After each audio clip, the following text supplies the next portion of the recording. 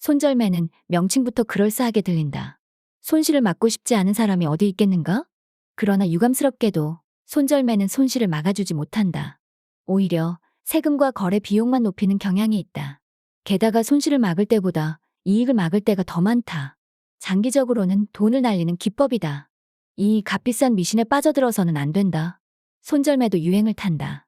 강세장 말기에는 손절매 이야기가 많이 들리지 않는다. 투자의 대가 존 템플턴 경의 유명한 말이 있다. 강세장은 비관론 속에서 태어나 회의론을 먹고 자라며 낙관론 속에서 무르익은 다음 도취감에 빠져 죽음을 맞이한다.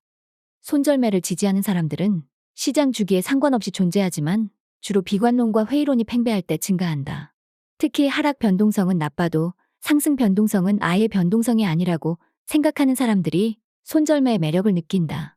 그러나 하락 변동성을 떠안을 때에만 상승 변동성도 얻을 수 있다. 사람들은 손절매가 폭락에서 오는 대량 손실을 막아준다고 생각한다.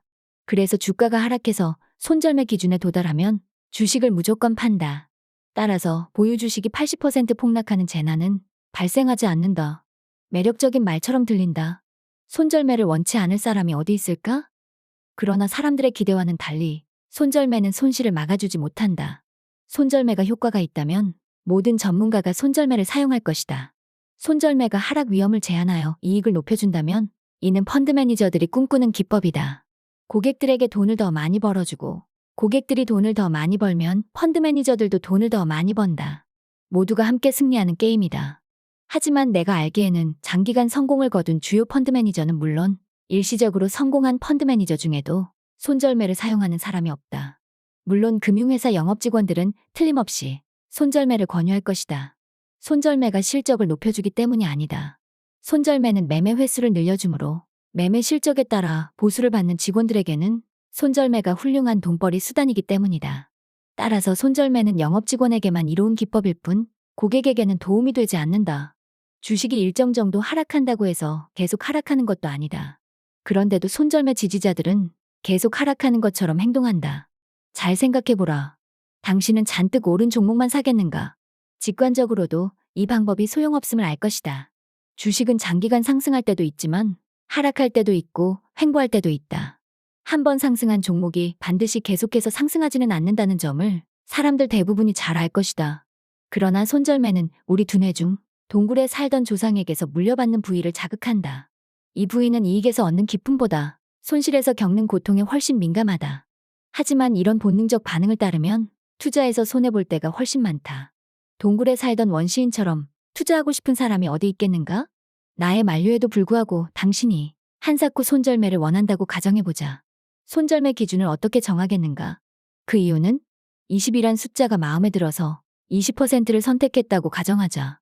주가가 이 기준을 초과해서 하락하면 손절매가 발동하여 주식이 자동으로 매도된다.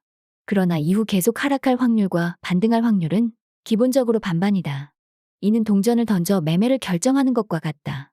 그리고 동전 던지기는 좋은 투자 기법이 아니다. 손절매를 하는 사람은 다음과 같은 생각을 하지 않을 것이다. 이 주식은 왜 20% 하락했을까? 시장 전체가 조정을 20% 받으면서 이 주식도 그만큼 하락한 것인가? 시장에서는 매년 한 번 정도 조정이 일어난다. 어떤 종목이 전체 시장과 함께 하락한다면 그것은 그 종목의 잘못이 아니다. 이때에는 손절매가 손실을 막아주는 것이 아니다. 단지 낮은 가격에 주식을 팔고 거래 비용을 추가로 부담하게 할 뿐이다. 이 때문에 시장이 반등하여 신고가를 기록할 때 당신은 현금을 들고 있을지도 모른다. 이는 비싸게 사서 싸게 파는 행위다. 그러면 다음에는 어느 종목을 살 것인가? 다음에 사는 종목도 20% 하락하여 또 손절매하게 될지 모른다. 이런 일이 되풀이된다. 사는 종목마다 20% 이상 하락하여 결국 자금이 바닥난다. 손절매한 다음에 다른 주식을 사도 그 종목이 꼭 상승한다는 보장은 없다.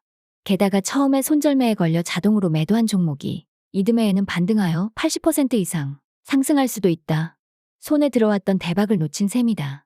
거래 비용만 2번 치르고 저가에 팔아버린 탓에 막대한 수익 기회를 날려보냈다. 당신은 문제가 해결되면 다시 사들이겠다고 다짐할지 모르지만 이런 말은 허튼 소리다. 자동으로 팔아버린 종목을 무슨 근거로 다시 사들인다는 말인가? 그 종목의 문제가 언제 해결될지 확실히 알 수 있다면 손절매 따위는 처음부터 필요 없다. 손절매를 다른 각도에서 볼 수도 있다. 당신이 $50에 산 A 주식이 100달러로 상승했다고 가정하자. 이때 친구 밥이 100달러에 이 종목을 사자. 곧 20% 하락하여 80달러가 되었다. 당신과 밥 둘 다 이 종목을 팔아야 하는가? 아니면 밥만 팔면 되는가? 밥에게는 20% 하락이지만 당신에게는 아직 60% 상승한 가격이다. 그러면 이 종목이 당신에게는 아무 문제 없지만 밥에게는 문제가 있다는 뜻인가? 그 이유는? 이것이 손절매의 문제다.